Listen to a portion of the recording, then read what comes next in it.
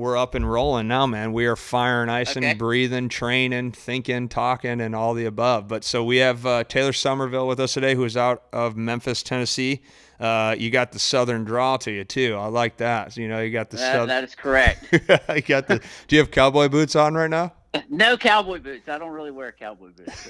Do you wear? Originally from Alabama, Oh, but there you go. I've been in Memphis for about 15 years now. Going on 16. Oh, I love it, man. Do you wear? Do you go no shoes? Are you in the no shoe game? I wear no shoes, but when I train, sometimes if I train at my house in the garage, I'll do no shoes. But typically it's Metcons or something like that, running shoes. But I wear Vivos are my brand that I like to wear around. Oh yeah. Just regularly. They're the Strong, most comfortable, strong I feel brand. like. Yeah, I love them. strong. Well, yeah, absolutely, man. Strong brand. I have a lot of buddies I have right now that I train with always are rocking those out there. But Uh, well, so anyways, man, for some people who are listening, I got a little spark in my voice purely out of the excitement because we're in the same worlds, right? We believe in a lot of the same things of breath and human performance, heat and ice, and we've sort of I've followed you from afar here for a bit, and I know we have a lot of synergies inside the same field, and I'm excited to kind of learn from you and share in some good conversation. But for people who are listening, can you sort of give us a background of what you're doing now? We'll dive into how you got to it, but just to create some clarity to understand mhm. what people will be grabbing from us, can you just give a background of what you're doing right now in your career path and how that's going? Yeah, thanks for having me on, Harvey. Yeah. I really appreciate it. So right now I'm based in Memphis, Tennessee. I'm a XPT Master coach.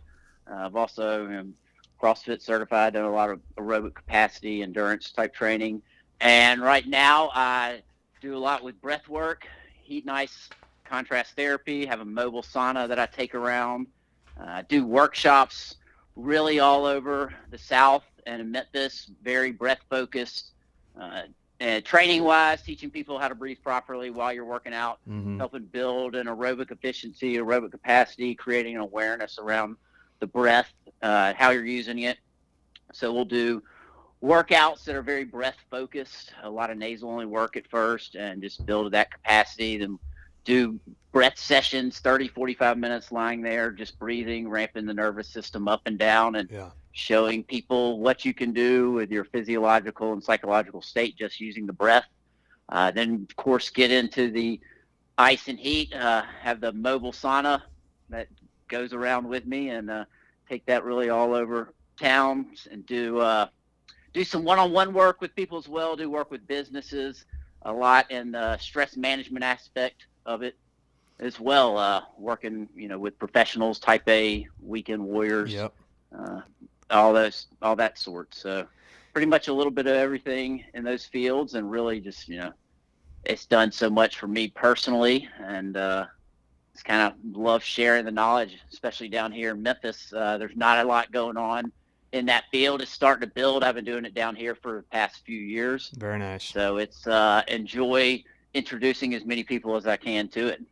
I got a lot of, and I'm sure hopefully I get them all out in the questions throughout the conversation because, it's going to be easy for me to sort of uh, create some resemblance to what you're talking about, what you're doing, Mm-hmm. and I think we'll be able to tie into because of everything you just said. I mean, I have a load of things that I'm already thinking about, but it's very unique, right? Because you're right. If we go off of what you just finished with of the part of the country, from my perspective, and I'd love to hear from your side too, but from my perspective, breath, stress management, aerobic capacities, some of those things, using movement to enhance your mind or really practicing breath. Like to me, it came from the Eastern culture, which I've been fortunate to go and meet with people over there and go to some countries overseas to talk to people and learn from them. But then at the same time, internally in-house on the Western culture, it's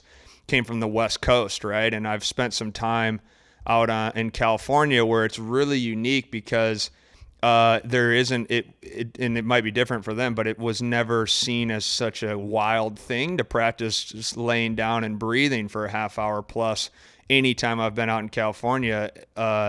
the environment hasn't been so neglective to it. Like they're all in on it. And whereas in the Midwest, you kind of get a little bit, what is this? And there's different types of cultures around the country, which is what makes it amazing. But I'm curious because you kind of have that Southern draw too. Like how has the Southern draw or demographics of the country responded to your style of training? I agree with that completely. Yeah.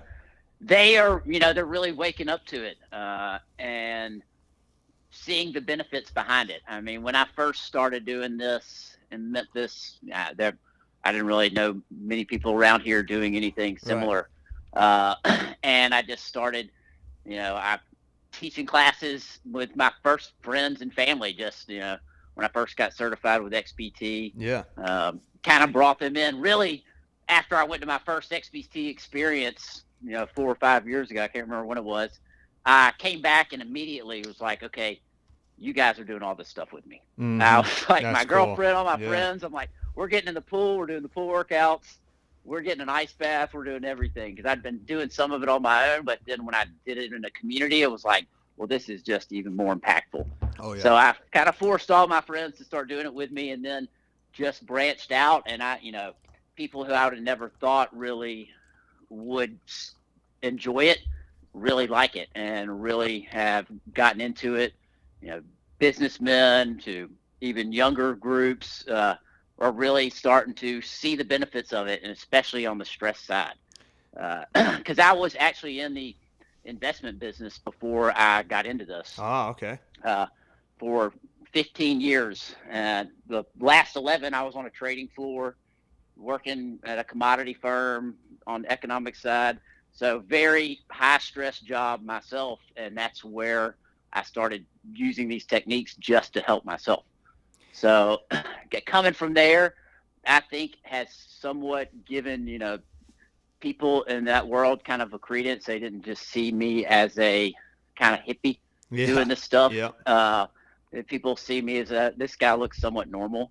He looks like one of us. So, let's try it out. Yeah. And I think it's all about tailoring your language to the groups you're talking to and, telling them what's going to benefit them, why it's going to help them. And then once people start experiencing it, even with 5 minutes, I believe a lot of people just start to love it and realize it can help them. So tremendously. I think it's very much starting to change. And I've done these workshops all over the South, Birmingham, Alabama, Atlanta, Georgia, down in Florida. So, trying to spread the message. Houston, Texas, trying to spread it as much as I can. That's awesome, man. And I you're right? Because I have a way of thinking about exactly what you're talking about. It's a very intuitive way of training. You find out very quickly that you have to pay attention, which is what I've gathered of why it becomes so connective afterwards. When you do it with a group of people, it's to do any breath work with a group of people is just an energy that you can't really explain it, right? But there's an energy to it that's very connective, and that's a lot of what we're asking for as a society in general now, is we're trying to get back to some connection. So to do that, it's powerful. And then what I really like about what you said is you're normalizing it, right? You're demystifying these things, you're humanizing it, and you're bringing it to people, and people go, oh, he kind of looks like a normal dude, and then you create some language to it, and people will find ways on their own to make it advantageous for their life, which is like the point, right? Like what and what you're saying, you started out with kind of touching on all the different types of people that you train, but your target market is the world, like everyone has this thing called breath, and then outside of that, it goes everywhere with you. So I agree with you wholeheartly it's really learning the language of the person you're listening or you're sitting in front of or around, and then tailoring it towards whatever they're seeking. But to take that to you for a moment, you said you spent some time in the investment industry, and then all of a sudden you started learning this on your own. What was the moment that brought you to that? It doesn't necessarily have to be an aha, I don't know, but what got you curious to even be exposed to the thought of breath practices? So it's going back to probably the financial crisis.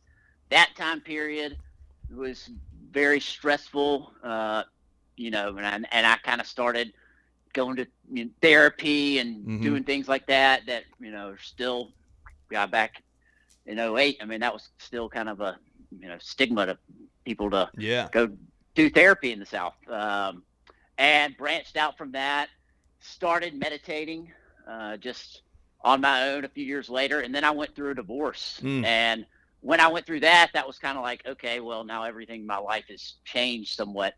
What I need some tools to help me. Like, I need to be able to help myself, and just started these practices. Found Wim Hof first, and started doing his techniques, and then heard Laird and Gabby and Brian McKenzie on Tim Ferriss's podcast. Was like, okay, I got to go meet these people.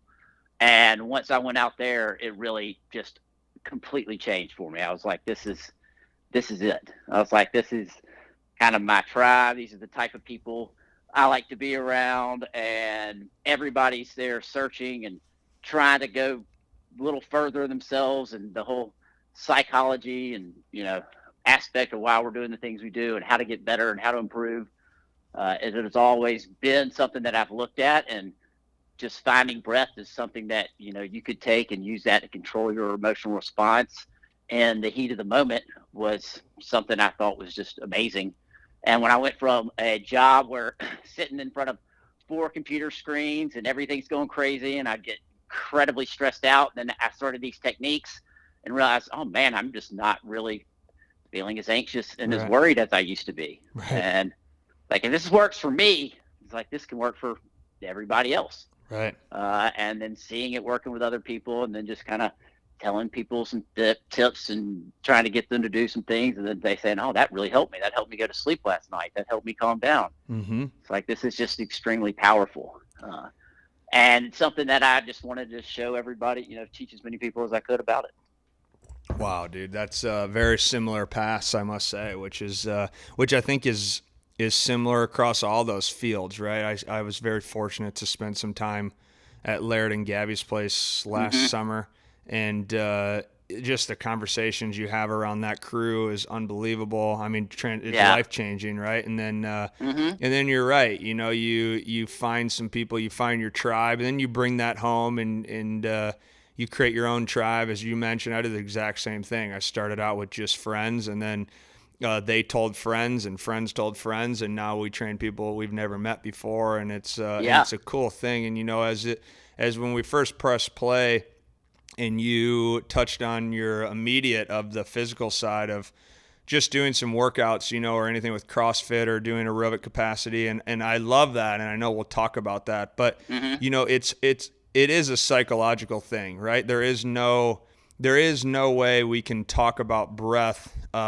without it getting deep. Like, if anyone takes a breath practice and allows themselves to kind of go into it, you're going to be in a state of mind that is a psychological thing. And so what I'm just curious about is, as a trainer, and I think this will help a lot of trainers and coaches out as well, but you do deal with psychological stress, even if you're not a psychiatrist, right? Or a doctor or anything like that. So it's, what have you what's the experience been like that with you, and in being with family members, friends, or clients on their side of it, right? So their stress, and how have you sort of found a way to handle that positively?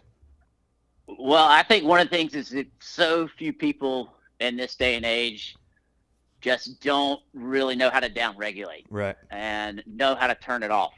So they're just constantly on, and in this constant chronic low-grade stress environment, going from work to home, and just all this tension, and really have no way to get past that. And I think teaching them some breath techniques, they realize, man, this really does just calm me down a little bit. This changes my state of being, changes my mind, changes the awareness you have about your body and kind of what's going on. I made a post today about breath awareness. Kind of, once you create an awareness around your breath, you create an awareness around yourself. You can take a look at your thoughts and see what's going on in my head. Mm-hmm. And really just, it gives you ability to kind of step back and look at yourself and look at what's going on. And I find with people who really take to this practice, they start seeing that as well. Yeah, man, that's awesome. And it's a tool, right? You know, It's a tool. when I came into it, and you've said that, right? I don't really take notes that often, but I was on Mm-hmm. whenever I do a podcast, but I had my calendar next to me just now, and I was loving what you were saying. So I literally just opened it up just because I wrote down tools. And I wrote down tool because you were saying that a lot. And I just think that that's so important. It's relevant for me right now because a lot of conversations I'm having with people is, is the concept of a tool and building awareness around it, right? And so I always broke performance, or do, I suppose, into self-awareness, and then a choice or a tool, if you will, and then learning Mm-hmm. how to shift your energy. It was exactly what you're talking about. But it's, you know, breath is like your highest intelligence. It's your highest technology. And this is where, you know, and I don't know as much about the CrossFit world, so I'd be interested to hear a little Mm-hmm. bit about how that correlates and how you guys teach breathing to that realm. Because, I mean, any performance, I don't know, you know, we can run as much as we want to think we're improving in performance. But when you're talking about aerobic capacity, like, you're talking about just practicing breathing and improving your aerobic capacity, Yeah, right? that's right. Yeah. Yeah, Uh, can you talk on that for a bit? okay. Yeah. So, I mean, I'm just talking about practicing breath holds, help building your tolerance to carbon dioxide, Mm-hmm. because that's really how your body uses oxygen. Is how you're able to process carbon dioxide. Right. If you're sitting there breathing through your mouth all the time, you're blowing off too much CO2, and you're not able to utilize the oxygen that you're taking in. So it's just kind of flowing in and going right back out. It's not getting to the tissues that it needs to get to. Mm-hmm. And so one of the first things I get people to do is just shut their mouth, breathe through their nose throughout the day. Yep. That's number one thing. I mean, that's, how you filter and clean out all your air. It gets the diaphragm going. It helps, get you in that more calm, relaxed state, keeps your mind where it needs to be when you're working out instead of freaking out too much. Mm-hmm. And it, releases nitric oxide. There's all these supplements to help boost nitric oxide in your body. Well, you got a great ability to do that on your own, and that's just by closing your mouth and breathing through your nose. And it helps push it through there automatically. So, Right. I'll have people just walking around, just taking walks, breathing through your nose, doing breath holds, an EMOM of breath holds. So every minute on the minute, starting out with about 15-second hold, and then breathe normally for 45 seconds. Do that Mm-hmm. for about 10 minutes, Mm-hmm. and just kind of getting used to it. Box breathing, simple techniques like that, just to kind of train your mind. So box breathing, common technique. You got an inhale, a hold, an exhale, and a hold. So in the box breathing's breathing equally into each of those corners. Mm-hmm. So I usually start with about 4 seconds, and you can kind of build up on that and see how your body responds. So doing just simple techniques like that is how I start with people. And then in training, get people to breathe through their nose while they're training. Right. You tell somebody to shut their mouth at first while they're warming up, and just breathe through your nose while you're warming up. Mm-hmm. And then they think that's a little intense, that because they're used to just coming in and huffing and puffing, breathing into their upper chest, just completely stressing their body out more than they need to do. And then get them to start doing it when they're running. Anything that's aerobic in nature, going on a long run, try it for the first 400 meters, then go for a mile, and kind of build on that. And I find that after about a month, your body starts to change, Mm-hmm. and you start having the ability to do a lot more with less. Yes. And it makes workouts easier, and then it gives you an extra gear at the end. So when you come into a competition, or you're just working out, when everybody else is gassed and lying on the ground, you can still go. And your mind is also not freaking out. And when you get done, you're like, oh, I feel pretty good. So instead of just beating your body down, it helps you recover quicker. And there's techniques you can go for recovery right when you get done as well. So there's, you can kind of take it all over the place. Well, we'll dive into that recovery stuff as well. But is this something that it seems perceptionally wise that it is heavily known in CrossFit? Like, does CrossFit across the country, is it pretty well known about breathing? Because in my lens, it looks like the CrossFit world is what has really taken this forward as an edge for their performance. But are there still CrossFit communities across the country that aren't practicing breathing? Because it Yeah, seems I like think a there's a lot of no-brainer. them. Yeah. I think there's a lot of them that aren't. It's still fairly early here. I mean, there's a lot here that are not doing it, but it's starting to build on that. But I think it's definitely grown, and there's gotten to be much more use in the CrossFit community with the art of breath and things like Yeah. that, and just what's happening at some of the bigger gyms around the country, what people are doing. I think just everybody seems to watch what's going on in the West Coast and everywhere. So Yeah. they're like, hey, let's take that in and try it. But I've gone to a bunch of gyms, and they've never heard of any of this stuff. So I think it just kind of depends. But I do see it starting to.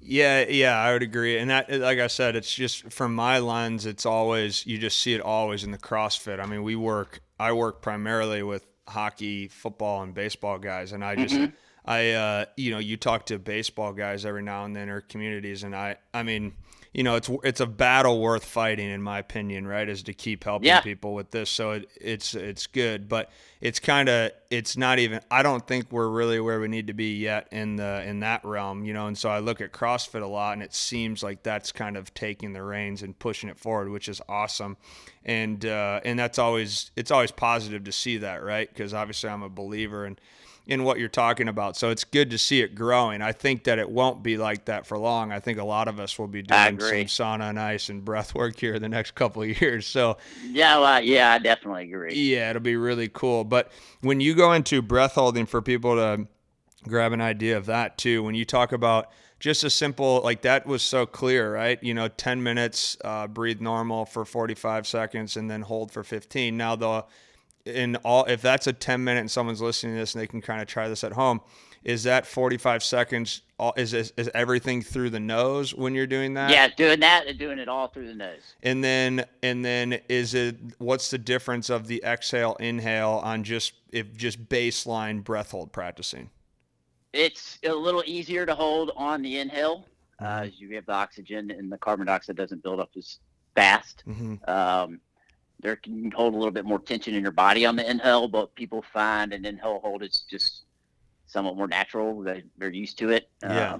And that carbon dioxide will spike you a little quicker on that exhale hold. So at first, if I was doing that with somebody, I have them doing it on the inhale, and then we'll start working on exhale holds.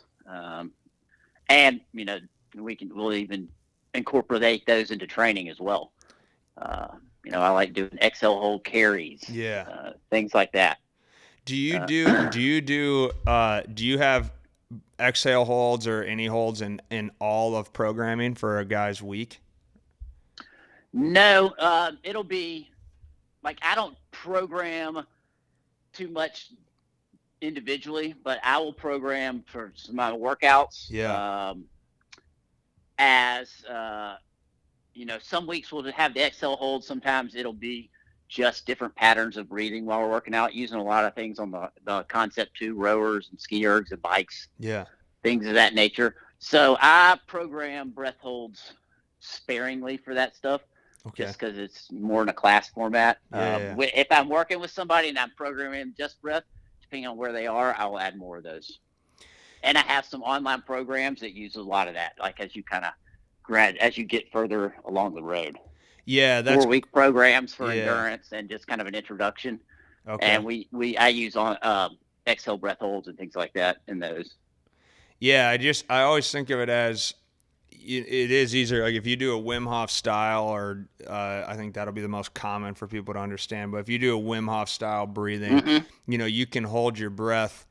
I mean, once you practice it, you can hold your breath really long on an exhale hold too. Yeah. Right. Because you've blown off so much carbon dioxide. Right. And your body, that's the trigger in your brain to breathe. Right. So your ability to hold your breath. I mean, you can work with somebody for very short amount of time and have them holding their breath for 2 to 3 minutes. Yeah, it's the wild. first time around, and then that just blows their mind. They're like, "Wait, what? What did I just do? I felt like 30 seconds, if that." And they're like, "Oh, it really freaks people out when they do that."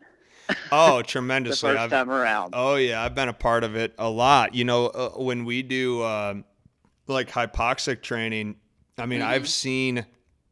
I haven't really seen the other outside of baseball, but I've seen baseball players throw harder in a throwing session after doing a short amount of superventilation.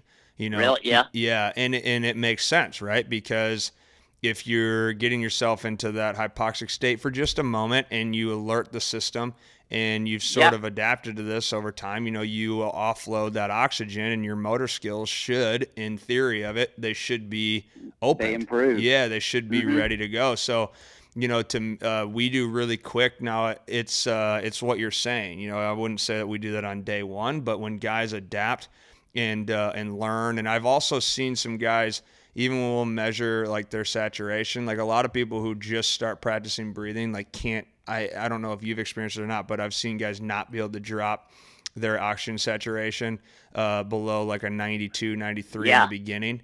Yeah, Yeah. you've experienced that as well? No, yes. I mean, it starts freaking people out. Right.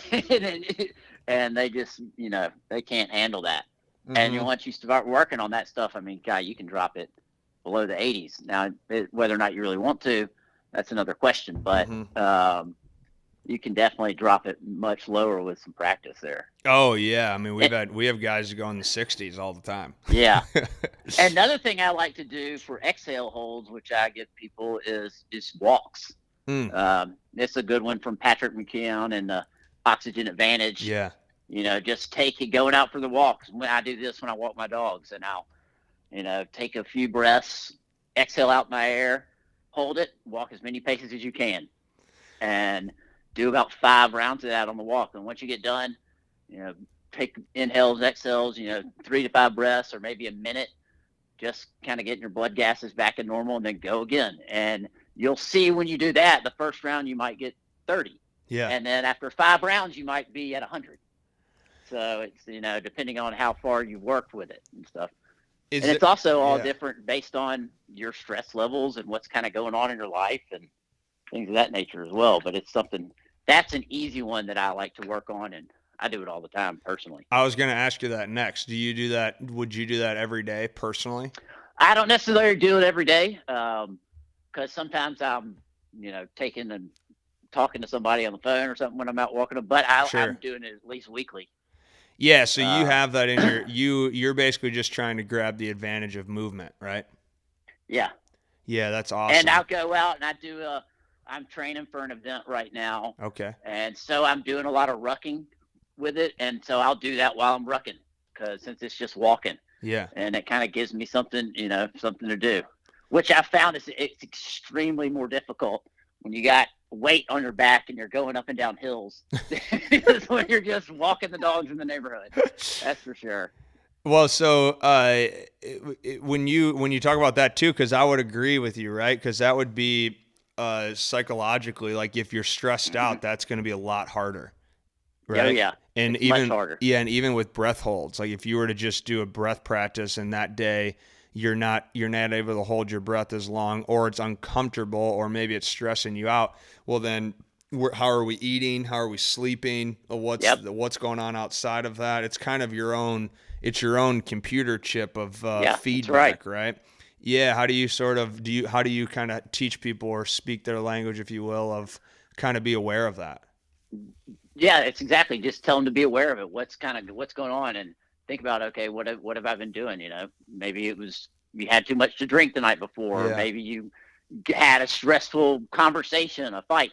Maybe, okay, instead of going out and really crushing it that day, you might want to just step back a little bit and just go out and move some. Maybe do some light yoga. You don't have to go kill it at the gym, or do 10 minutes of down regulation breath work, just light, slow breathing, Yeah. just some balanced breath work, and then see how you feel after that. And then maybe you can go out and crush it a little later in the day or something.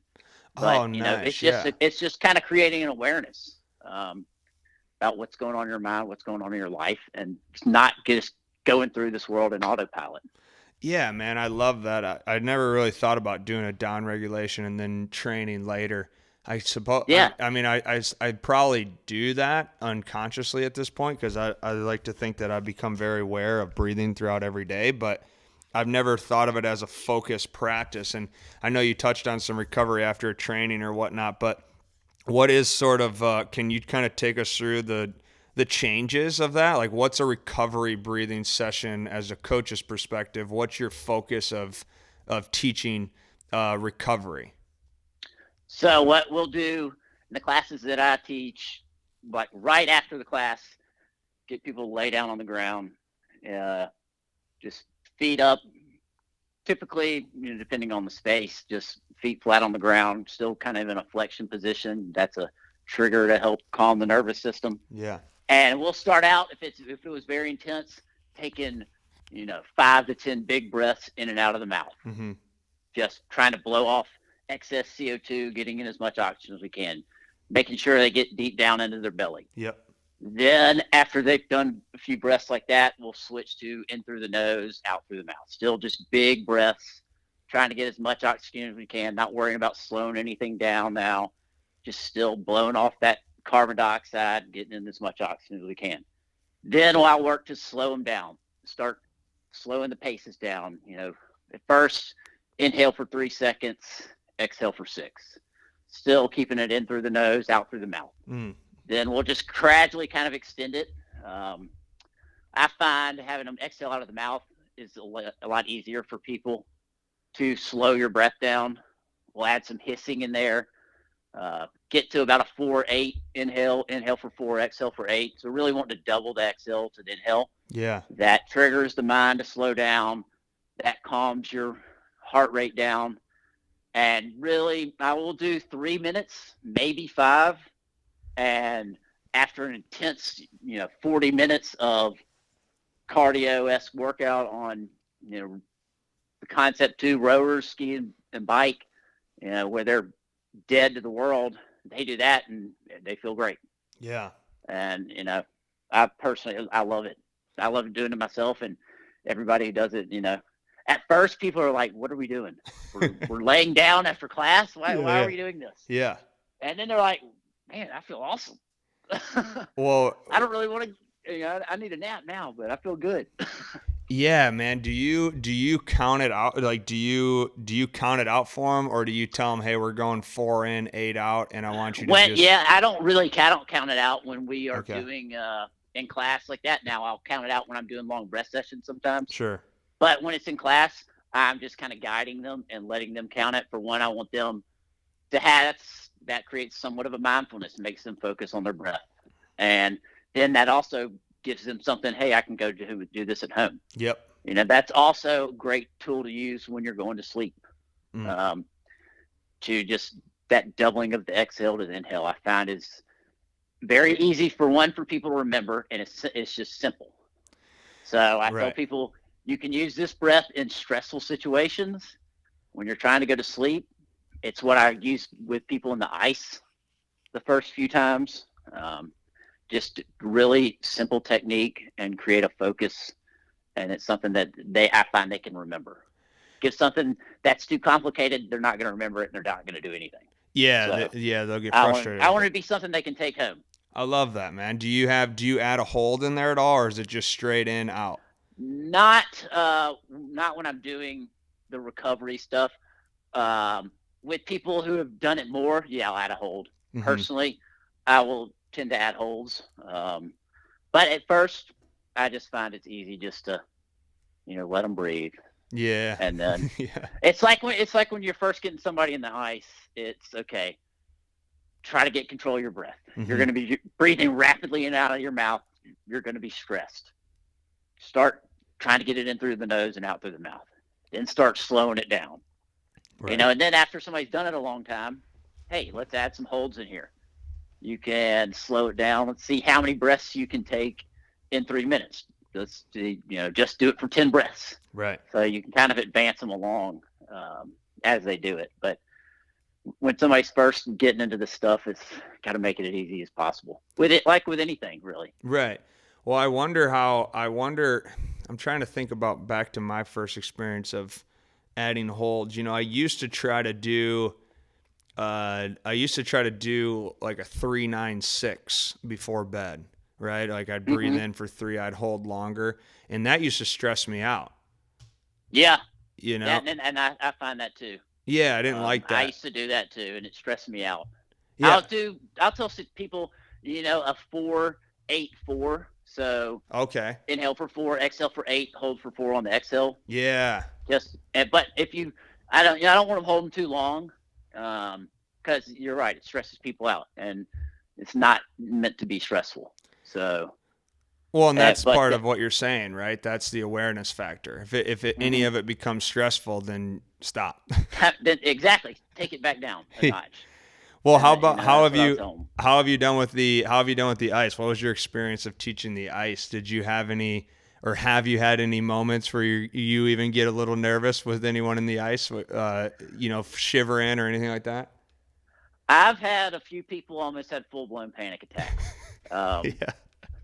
but then they're able to get it under control. Yeah. And once they got it under control and using that breath, and for 4, they've told me that they've gone out into other situations where they've almost had panic attacks in crowded environments and stuff like that, where they've had problems with that before, and they've gone back to that breath, and it has helped them tremendously. Wow. So I've had some some people like that, but they all tend to get it under control. I have had some people with Raynaud's, Mm, which I found out that there's a lot more people who have Raynaud's than I ever really knew about. sure.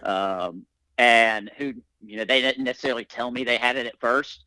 And so they had a lot of pain doing it. But then I've had people come in and do it with Raynaud's, and we just, dose it appropriately. Tell them, they're kind of in charge of their body. They need to, let me know how they're feeling. This is not about staying in here 3 minutes. Yeah. What Yeah. I tell everybody is it's about staying in longer than you want to. Maybe that's 1 second longer, and it's about not emotionally reacting and jumping out because your brain tells me I got to get out of here. It's about slowing down and then making a rational decision. What? So after you give me 3 breaths, if Yeah. you want to still jump out, Then get that's out. fine. You can Yeah. get out, and we'll get you in the sauna, and then hey, we'll try it again and see how you feel next round. Absolutely, yeah. And that's the learning system, right? So I've come across the Raynaud's a little bit. I don't even know if I'm saying that correct, but what is like? I don't have as much experience or even really know, and I wonder what people are listening to this of how they could sort of understand that. What can you break that down for? Do people even know if It's they have that? Most people do because they have a lot of it's basically they don't handle cold really well, Yeah, and they get a lot of pain in their extremities. So if they get really cold, the blood, I mean, from what I understand, the blood rushes away, and then when their hands and feet warm back up, it it is crushes like, them. yeah, it's like knives going into them. It's not, where normal people it might tingle a little bit. It's Sure. like extremely painful. Does it hurt them in the cold, or is it the where It's because more the on the warming up process, from my yeah. understanding. Yeah, because essentially the blood would leave your hands, right? Yeah, And then yeah, it just goes to protection mode in the heart or whatnot. and they get like really white hands and feet. Yeah, and then when they go, oh man, dude, so that would Yeah, just and then crush. it becomes really painful. Oh So man, that's one thing, and I've never had anybody with anything else major happen. I've put hundreds of people through the ice as well, and really of all ages. yeah, yeah, I think the oldest, I had my aunt get in the ice at a workshop that I did, and she's in her mid 70s. She stayed in for 30 seconds to a minute, but she got in there and did it. So it's kind of I've had younger kids get in there as well with their parents. Yeah, let the kid try it out. They'll get in there 10, 15 seconds. It's just about, I think it can be used for everybody. yeah, man, let it I mean, rip. there's definitely some contraindications and people you don't want to get in there, but uh, for the most part, definitely don't let anybody who's pregnant get in or Yeah, anybody with any major health issues. But you know, for the most part, everybody tries it out. Seems to enjoy it. I'd say. occasionally I have somebody jump out and they're like, okay, I'm done. I'm not ever getting back to that thing again. But that's very rare. It is rare, man. It's a euphoria that's amazing, right? Yeah. it's an amazing thing, and it's an experience, and we look at it as it's I think your nails, right? It's something where your body can handle it. We Hmm. typically perceive it to be, we perceive the cold to just be death towards us, right? Yes. And we just can't really understand it. And once you get a feel for it, it becomes like a home, right? And so if I were to tailor that towards just yourself, oh, that's no pun intended, Taylor, but if I tailored it towards yourself, like, how does your practices look? How does your typical style or understanding of breath, like what are your curiosities continuously building on your own end that make you want to just keep improving something that seems so simple? Well, I mean, I think there's always just more to learn. Yeah. There's people taking it and trying different things with it. So it's, watching and seeing what they're doing, just trying different things on myself. One of the things I'd love to do one day is free diving. I Oh, think nice. that it's been on my kind of bucket list of areas to try out next. So, taking it and just exploring all these different techniques. And that's, like one of the things I do now is I go to Kundalini yoga classes, Wow. which I love. And that's a whole other area with the breath. It's a lot of very fast, intense breathing and movement combined with it.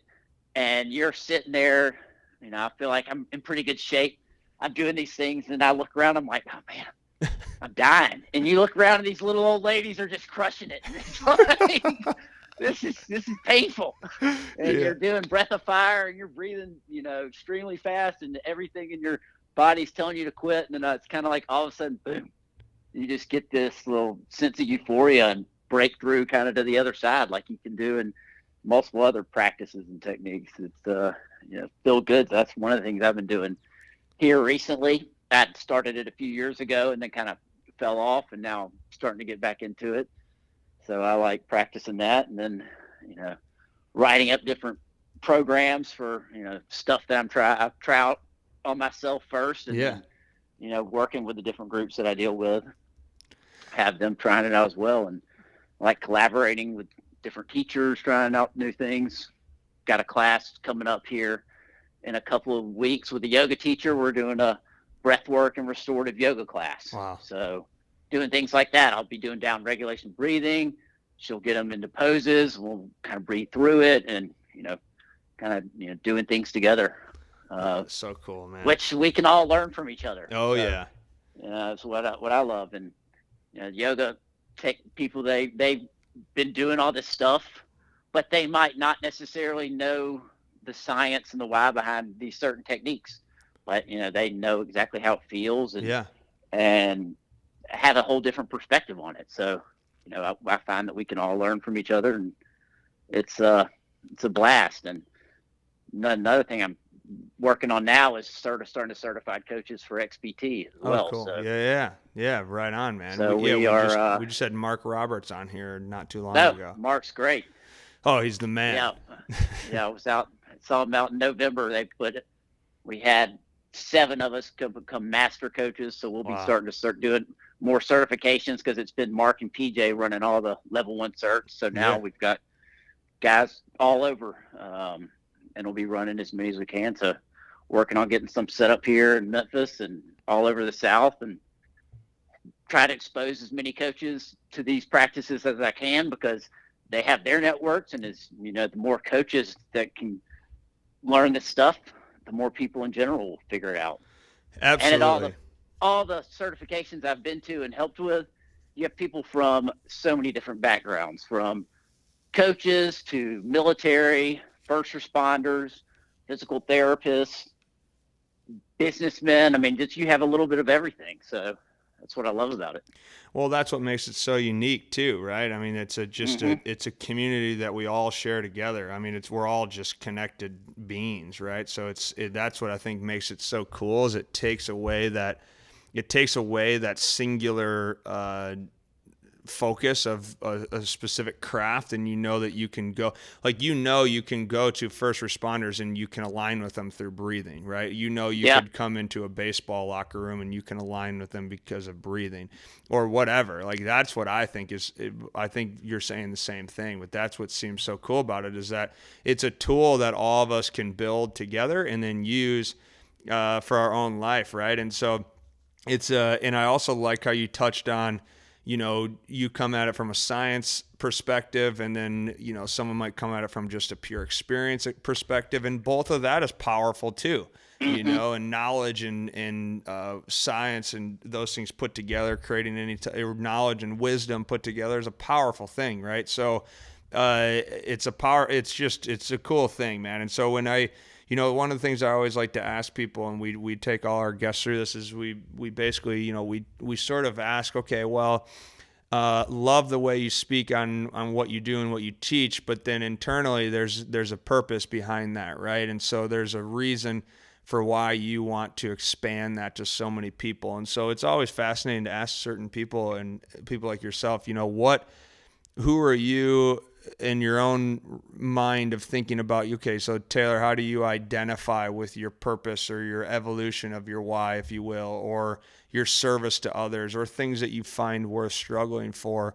What right now are you able to articulate, like, what the drive behind this is for yourself? Does that make sense? Yeah. That's a good question. Well, I mean, one of the things that, like to think about is that we all search for so many things externally, Yeah. and I want people to realize how powerful they are themselves and how much we can do if we just put a little work into it. Mm-hmm. Um, that, we have to do difficult things. We have to test ourselves, but we are all incredibly powerful and don't necessarily need to go seek outside sources. Yeah. That, and I think these practices kind of bring that into yourself, and allow you to see what you can do. And That is that's really awesome. what I want people to see. Yeah, that's awesome. Well said, man. Power. I love it. I love the fact that you just invite challenge, right? I mean, Hmm. I love that. I think that that's sort of our modern struggle, right? Is we just for a minute there, we just got a little too comfortable, you know. Yeah, we've become extremely comfortable, and that's great at times, but Yeah. it really doesn't get you anywhere. You gotta callous the mind, as David Goggins says. Oh, that is badass. I love that. Callous the mind. Eh, Let's go. Well, so when you take that and you kind of funnel into, okay, so calloused mind as you keep improving through some of these things, and you take that into your standards of living, your own value system, whether that be mentally, emotionally, physically, what does a day in the life of you look to, an expectation level of how you expose yourself to those right exposures, if you will.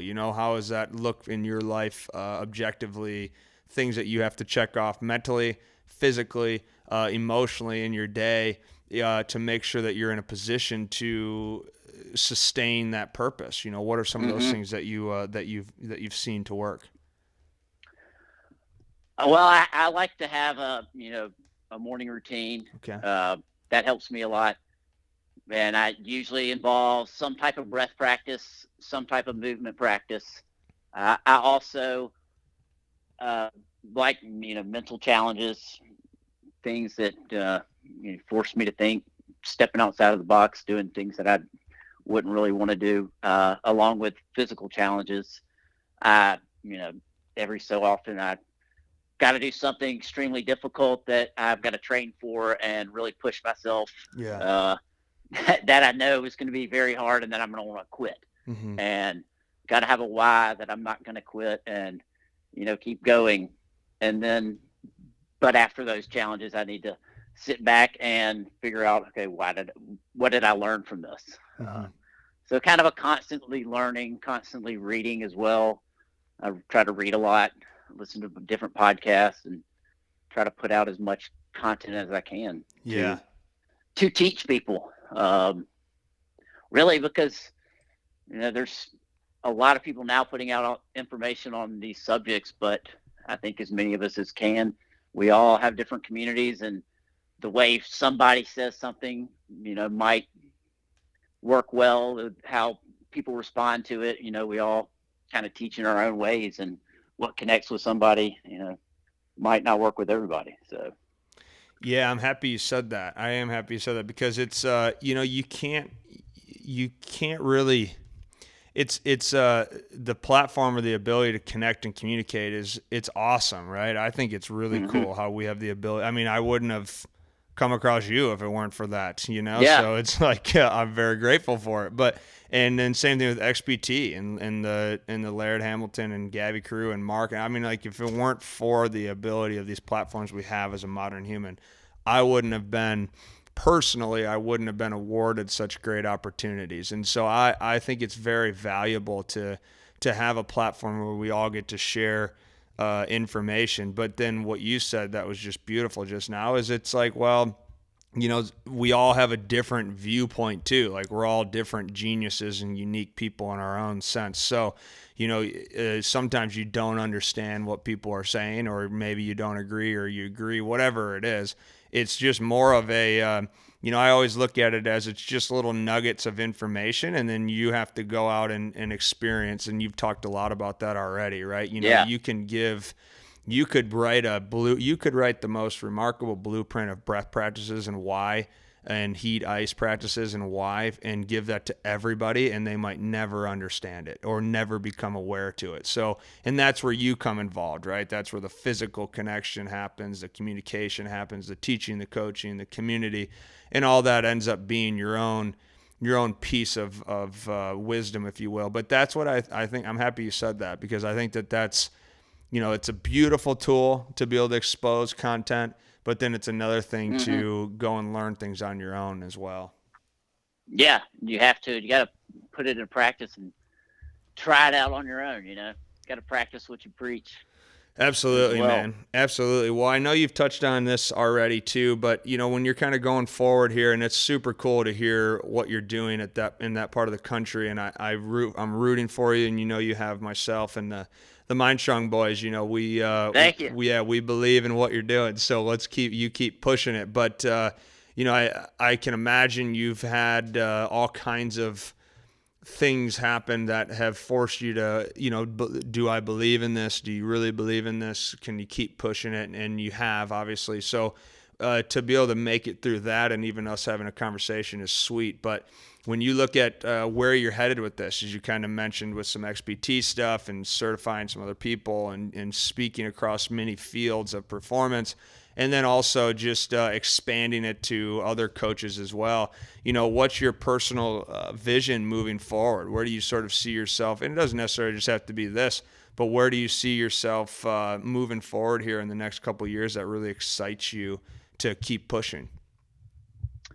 Uh, well, expanding at, certifying as many coaches as I can Mm-hmm. is one of my number one goals. Uh, since I've also been doing a lot mobily, getting my own place, Yeah. getting in and building a community there, working on that with a few people right now. So those are my two number one focuses right now. And, running workshops around the South as well. And then having coaches under me, help spread the word as much as they can too. That's awesome, man. That is awesome. Well, hey, dude, I love the fact that you jumped on with us and jumped on with me, obviously. Yeah, thanks for having me. Yeah, dude. It's always cool. It's anytime people give you their time, it's awesome, right? So I mean, thank you for putting aside some time and jumping on with us. I've been wanting us to connect, as I'm sure we're gonna run into each other here at some point.